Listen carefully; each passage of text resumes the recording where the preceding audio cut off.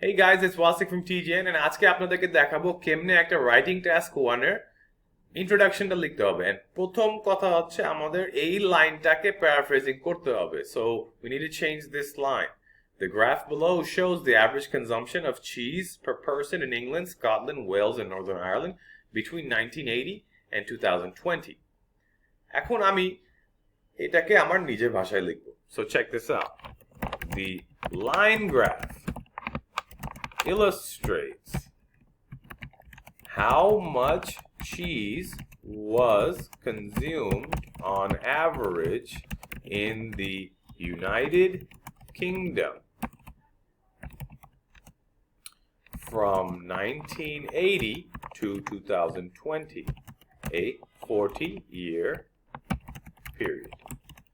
That's how you paraphrase, and I want you guys to stay tuned for more tips. See you guys later.